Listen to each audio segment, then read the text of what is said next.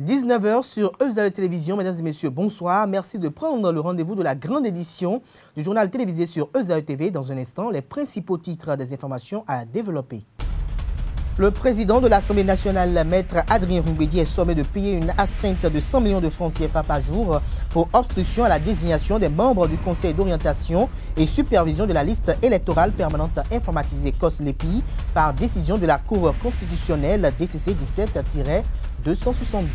Le mouvement de débrayage déclenché par les syndicats du secteur judiciaire en vue de riposter farouchement contre le retrait de leurs droits de grève semble être effectif dans les tribunaux de Cotonou et environ, avec une ambiance plus ou moins terne. Des détails dans un instant. Et nous mettrons un terme à ce rendez-vous informatif à travers un mini-bulletin sportif sur l'actualité sportive nationale. Papa. Oui, ma fille. Tu sais, je t'ai dit qu'après mon bac, je veux devenir journaliste reporter d'images, non? Papa, tu penses m'inscrire où? EZAE. EZAE, papa. Waouh! Maman, maintenant que j'ai eu le bac, je veux faire les finances et trésors. Tu comptes m'inscrire où? EZAE, mon fils. EZAE? Oui, maman! Papa, Oui. tu sais qu'après mon bac, je veux être diplomate, non? Et tu comptes m'inscrire dans quelle université? Mais EZAE, naturellement. EZAE? À EZAE, vous êtes bien formé dans les filières comme administration du travail et de la sécurité sociale, administration générale et territoriale, administration des impôts, gestion des marchés publics, planification et développement local, droit et sciences politiques, sciences économiques et de gestion. EZAE, c'est aussi sa télé numérique EZAE TV et son journal L'Informateur. EZAE, c'est à Bédjromédé, 3e rue après le carrefour 16 ampoules allant à Jericho. Numéro de téléphone 98 98 14 00 96 80 55 11 90 93 65 21. EZAE, l'excellence a un nom.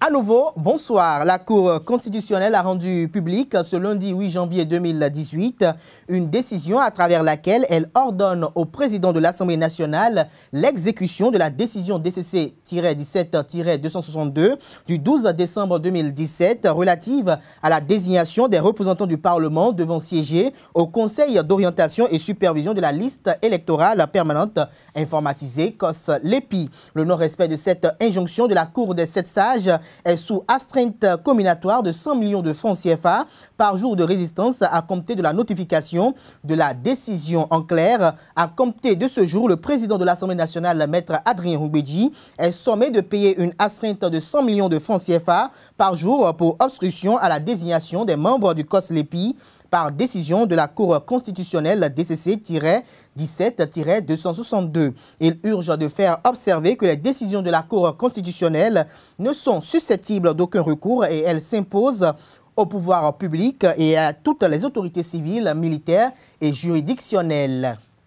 Dans les tribunaux à Cotonou et environ, des salles d'audience vides, des couloirs vides, des comptoirs inoccupés et des usagers au désarroi. C'est l'image captivante qui retient l'attention dans les tribunaux de Cotonou et Abomey-Calavi en ce premier jour de grève. Seuls quelques agents membres de syndicats en désaccord avec ceux qui font la grève sont à leur poste au tribunal de première instance de première classe de Cotonou. Suivons ensemble Capo BC Kwasi, secrétaire général du syndicat Justice, pour plus d'explications. Nous étions en grève en 2017 et nous avons rencontré le chef de l'État. Il nous a dit ceci: vous avez raison. Il a pris des engagements. Il a donné des instructions aux ministres concernés. Et à la fin, il nous a demandé de lui accorder un moratoire de 2 mois qui prend fin décembre. Pendant toute la durée du moratoire, rien n'a été fait. On ne dirait même pas qu'un chef a donné des instructions. Ils ont fait du surplace. On se pose la question, si c'est le président de la République qui a donné ces instructions, ou bien qu'est-ce qui ne va pas entre le chef de l'État et les ministres qui gouvernent ce pays, alors que c'était un plan. Ils n'ont rien fait, ils ne voulaient rien donner aux travailleurs, ils ne voulaient rien céder, et à la fin du moratoire, ils nous balancent le retrait purement et simplement du droit de grève. Si c'est ça, ils appellent de la ruse, c'est tomber trop bas. C'est de la bassesse. Un chef ne fait pas ça. Lorsque vous êtes président de la République et vous comportez comme ça, c'est pas bien. À quelle occasion vous allez parler et on pourra vous croire? Donc c'est pour cela que nous nous disons, dès qu'on a fini de discuter avec le chef de l'État et qu'il a demandé un moratoire de 2 mois, nous avons adressé une motion de suspension. Et la motion précise, à la fin du moratoire, si rien n'est fait, nous rentrerons en grève le 2 janvier. Donc la grève que nous observons actuellement, c'est la suite des promesses non tenues du chef de l'État. Au bout de 2 mois de moratoire, nous avons envoyé plusieurs correspondances au garde des Sceaux pour lui rappeler non seulement les engagements que lui-même il a pris avant qu'on aille chez le chef de l'État. Nous avons demandé à être reçus. Vous imaginez qu'on n'a jamais été reçus durant toute la période du moratoire. Et rien n'a été fait. C'est pour cela que le retrait du droit de grève, c'est un crime. Les dernières lois votées à l'Assemblée nationale supprimant le droit de grève dans plusieurs secteurs, notamment dans le secteur judiciaire, suscitent polémique et fait objet de controverses. À cet effet, lors du point de presse compte rendu du Conseil des ministres tenu le mercredi 3 janvier 2018, le ministre de la Justice et de la Législation, Joseph Diokbenou, a expliqué aux professionnels des médias présents le caractère orthodoxe de cette réforme dans le secteur judiciaire. On l'écoute pour plus de précision. En tout état de cause, je voudrais que chacun considère que le pouvoir qui est habilité à légiférer l'a fait. Celui qui est habilité à apprécier la loi votée le fera. Et le pouvoir qui est habilité à exécuter la loi votée et déclarée conforme à la Constitution le fera. Vous dites, et je finirai par là, que si on enlevait aux magistrats le droit de grève, est-ce que cela n'affaiblirait pas le pouvoir judiciaire? Vous faites bien de rappeler que la justice est un pouvoir. Et vous allez tirer la conséquence que les acteurs de la justice sont des co-titulaires d'un pouvoir, et un pouvoir s'exerce. Comme le président de la République est titulaire du pouvoir exécutif, comme les députés à l'Assemblée nationale sont titulaires du pouvoir, sont co-titulaires du pouvoir législatif. Les pouvoirs s'exercent. Moi, je suis un enseignant, je suis un agent du pouvoir exécutif pour l'aider à accomplir sa mission d'éducation. Nous ne sommes pas au même niveau. Donc, si on considère que la justice est un pouvoir, peut-on imaginer qu'à un moment donné, un pouvoir ne puisse être exercé? Oui, la Constitution a imaginé certains cas. Le cas où le président de la République, dans certaines situations, peut évidemment suspendre l'exercice de son pouvoir. Et la Constitution a qualifié cela de vacance de pouvoir. Est-ce que la Constitution a prévu la vacance du pouvoir judiciaire? Et donc c'est dans la Constitution, c'est consubstantiel à la Constitution, que la justice, en tant que pouvoir, ne puisse arrêter son cours. Un pouvoir s'exerce. Et donc, la décision n'est pas incompatible à la nature même du pouvoir judiciaire. Je voudrais rappeler qu'ailleurs, la justice est une autorité qui est quelque part attachée au pouvoir exécutif. Et de ce point de vue, on peut considérer comme les acteurs, comme des agents du pouvoir exécutif.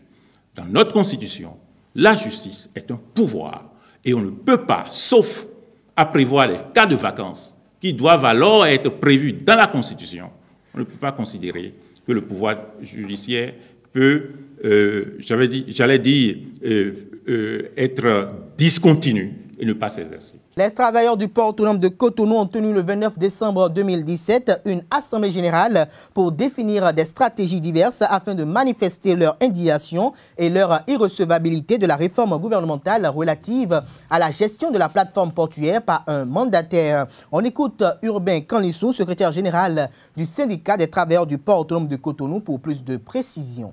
Nous savons comment Le dossier maintenant est en train d'évoluer.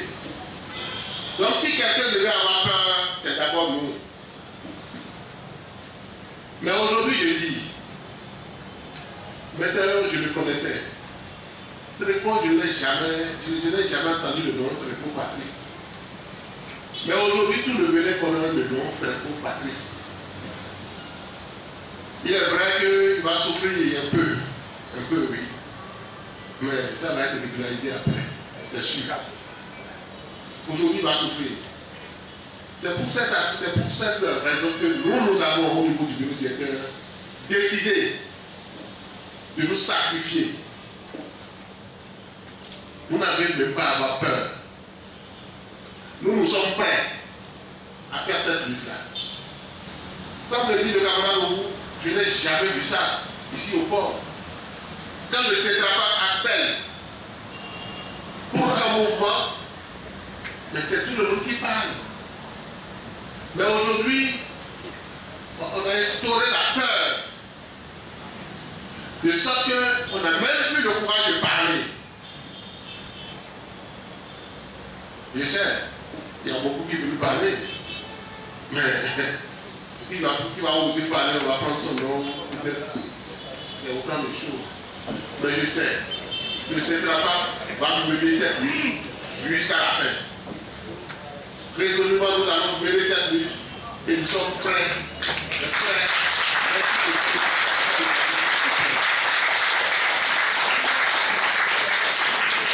Chers camarades, je sais, il n'y a pas de problème, il n'y a pas de peur. Le Seigneur est dans la barre. Ça ne change pas.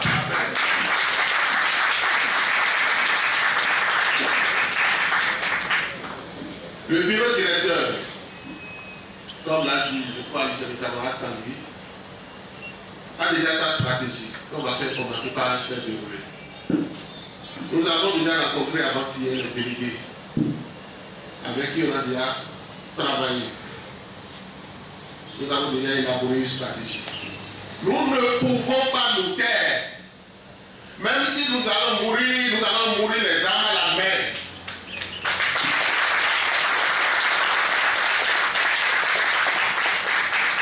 Est-ce qu'on ne le fait pas? Pourquoi nous avons accepté d'être élus?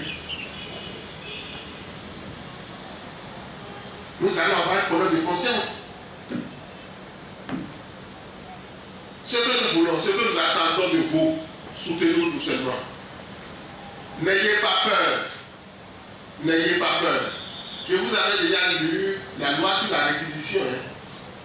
Il y a les secteurs qu'on doit réquisitionner.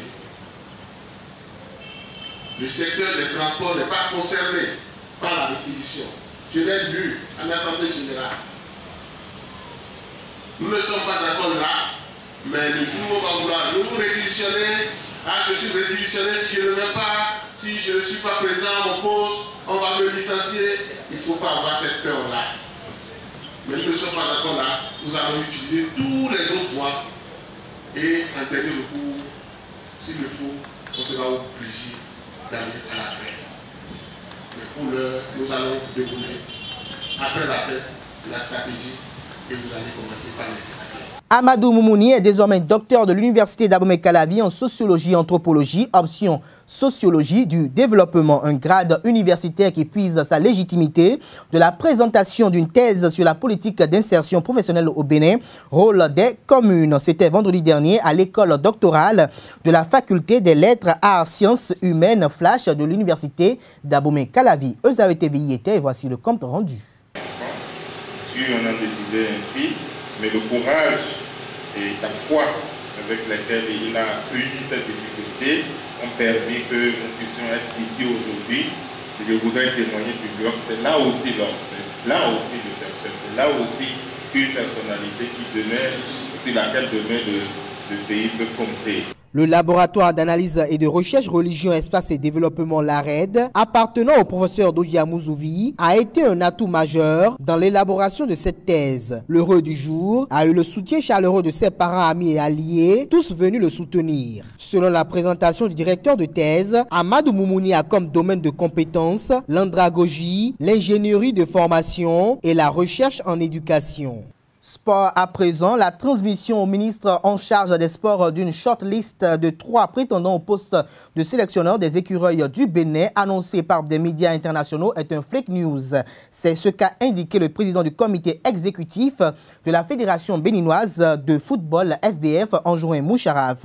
Il a en outre expliqué le processus de désignation du sélectionneur de la FBF lors de son intervention téléphonique samedi dernier sur une radio de la place. On l'écoute pour plus de détails. Avant qu'on ait déposé une candidature, il faudrait bien qu'elle ait appelé la candidature.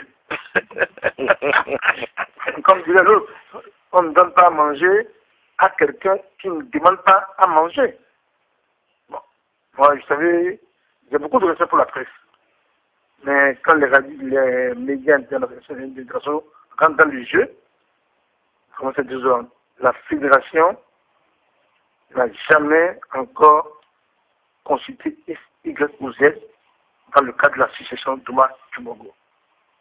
Nous jouons en octobre ou en septembre, vous savez, et comme c'est une volonté politique, nous prenons du temps qu'il faut pour que nous puissions prendre la bonne décision, savoir comment cadrer les consultations, soit une consultation restreinte, soit une consultation par voie de presse. Mais vous êtes bien le directeur de la communication de la LDF. On ne sait pas le faire sans passer par votre canal. Donc, c'est du faux, et pratiquement du faux. Et puis aussi, ce qui me fait rire, pourquoi on me dit qu'il faut donner 3 noms au ministre? Dans notre test, c'est pas ça. Non. La fédération choisit un entraîneur qui propose la nomination au ministre. Et celui qui propose l'entraîneur assure les conséquences de son choix. Donc c'est un dossier très sensible, avec lequel on ne sait pas nous amuser, vu aujourd'hui ce que nous voulons pour notre football. Donc ceux qui partent sont des aventuriers, des trafiquants d'informations pour faire le scoop. Et un scoop, c'est quelque chose qui est vrai, vérifié, mais quand ce n'est pas vrai, vérifié, ça devient, comme on dit en anglais, du scoopa. C'était le président de la Fédération béninoise de football, Anjouin Moucharaf. Les 3 noms cités dans les médias pour succéder à Oumar Tchomogo à la tête de l'encadrement technique des écureuils sont les Français Alain Giresse, Michel Desseur, puis le Suisse Pierre-André Schormann. Pour rappel, le contrat de l'ancien capitaine des écureuils arrivé à échéance le 16 décembre 2017 n'a pas été renouvelé. La nageuse internationale Nafissat Radji a reçu dimanche 7 janvier 2018 le trophée Gypsport du meilleur personnage sportif du Bénin de l'année 2017 lors de la cérémonie de remise de prix à la radio Cap FM de Cotonou. Au classement, la pensionnaire de la BCEAO de Dakar a devancé la spécialiste des 800 mètres Noélie Yarigo, première lauréate de ce prix, et la karatéka Océane Gagnero. À cette remise de prix, une délégation de la Fédération béninoise de natation conduite par son président Abdon Deguenon a assisté l'athlète. Au nom du comité d'organisation et de JIP Sport du groupe de presse, je te remets officiellement ce trophée qui te couronne meilleur sportif. Oui. 2017 de JIP Sport. Voilà, on peut également applaudir également. Battu par Noélie Yarigo lors de la première édition de 8 points d'écart, Nafissat Radji tient ainsi sa revanche. Avec 349 points, soit 6 de plus que Yarigo, elle a en effet relégué cette dernière à la 2e place au classement. La société du club de natation de la BCEAO de Dakar entre dans l'histoire de cette récompense initiée en 2016 par le site spécialisé dans l'actualité sportive jipsport.com en devenant la 2e personnalité distinguée. Pour le secrétaire général de la Fédération béninoise de natation, Aurélien Routondi, ce sac Nafissat l'a glané grâce à sa constante depuis ses débuts dans ce sport nautique. Et ce prix qui vient d'arriver, ce n'est qu'une consécration. Parce qu'elle a commencé avec les médailles reçues à Thiès, après au Sénégal, au 5e championnat de la zone 2. Ça, c'est la zone 2. C'est 22 pays africains. Mais là, elle a pu avoir une médaille de bronze. Ça, il y a seulement... C'était en 2016. 2017, Maintenant, au second championnat junior à Lagos, c'est 10 médailles. Oui, et là, il y a une progression, il y a une confirmation sur la ligne. René Sagbo, promoteur de jpsport.com, quant à lui, il a annoncé au cours de la cérémonie des perspectives heureuses pour l'édition 2018. Nous avons décidé d'avoir désormais 2 catégories. Une catégorie qui serait consacrée aux athlètes, toutes disciplines confondues, et une deuxième catégorie pour les dirigeants, entraîneurs, personnalités. Hormis les membres du groupe de presse JP Sport et les reporters sportifs de la radio Cap FM, la championne d'Afrique de karaté des moins de 55 kg, Océane Ganiero, 3e cette édition avec 285 points, 3 membres du comité exécutif de la Fédération béninoise de natation, ainsi que la famille de la lauréate, ont assisté à la cérémonie de remise du trophée. Celle-ci a pris fin par une réjouissance. Mesdames et messieurs, c'est cette note sportive que je mets un terme à l'édition du journal télévisé de Zao TV de ce jour. Merci de nous avoir suivis, merci pour l'attention et passez une agréable soirée en compagnie de nos programmes sur les www.zaotv.com. Bonsoir à vous.